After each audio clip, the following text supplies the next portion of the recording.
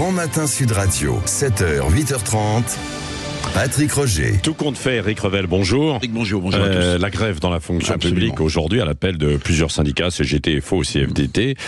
Salaire, reconnaissance, recrutement, ce sont les mots d'ordre qui sont plutôt multiples. Hein. Ah oui, multiples mots d'ordre, meilleure rémunération forcément des fonctionnaires, et puis annonce quand même, j'y reviendrai tout à l'heure, que le mouvement pourrait s'étendre sur toute la période des Jeux Olympiques quand même. Hein. Bon, donc d'après la CGT, il y aurait 10%, c'est-à-dire 500 000 fonctionnaires, qui gagnerait moins de 1508 € net par mois, c'est les chiffres qui ont été donnés. Alors évidemment, les fonctionnaires sont frappés par l'inflation, d'ailleurs comme tous les ménages. Mais je regardais, d'après l'INSEE, le salaire moyen de la fonction publique est de 2430 € quand même en 2021. Bon, il y a plus de gens qui sont au SMIC dans le privé que dans le secteur public. Alors les syndicats veulent des augmentations de salaire. Bon, on comprend bien que la période est propice au bras de fer, mais avec quel argent quand même? Il faut quand même le dire, c'est la réalité. Les caisses de l'État sont vides, ça sonne creux, tout le monde le sait, Bruno Le Maire le répète tous les 2 jours.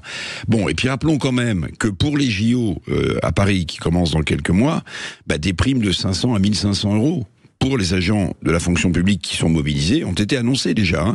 Ainsi d'ailleurs qu'un plan de revitalisation de la fonction publique qui est sur les rails. Donc la fonction publique en difficulté, c'est vrai, personne ne peut le nier.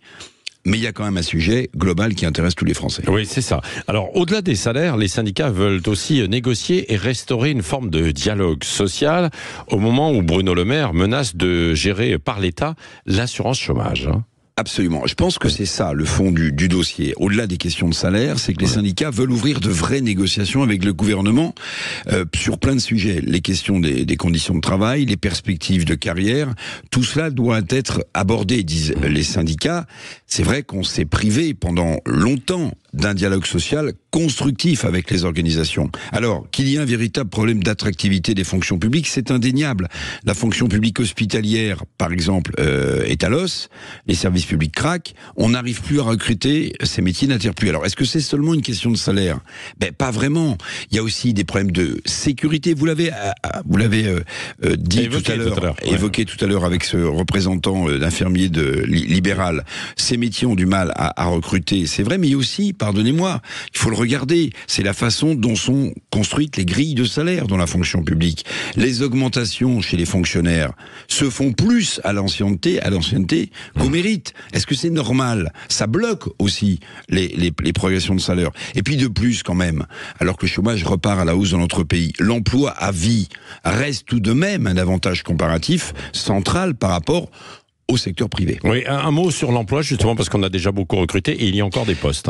Absolument. Alors, il y a 8000 postes de fonctionnaires qui sont prévus au budget 2024. Alors, c'est pas suffisant, expliquent les syndicats. Bon, mais comment expliquer aux Français, là, qui nous écoutent, qu'avec le nombre de fonctionnaires recrutés ces dernières années, notamment dans la fonction territoriale et la fonction publique d'État, leur service public continue de se dégrader. Les syndicats de la fonction publique craignent de faire les frais des coupes budgétaires. Je vous les rappelle, 10 milliards d'euros cette année, 20 milliards en 2025, plus, dit la Cour des comptes. Mais il y a urgence. La France croule aussi sous sa dette et ses déficits. Tous les Français vont devoir encore payer, et pas que les fonctionnaires. Et puis j'y reviens quand même, Patrick. Menacer d'une grève dans la fonction publique pendant les JO, comme le font les syndicats FO, CGT en tête, pour moi, c'est ni sérieux ni digne.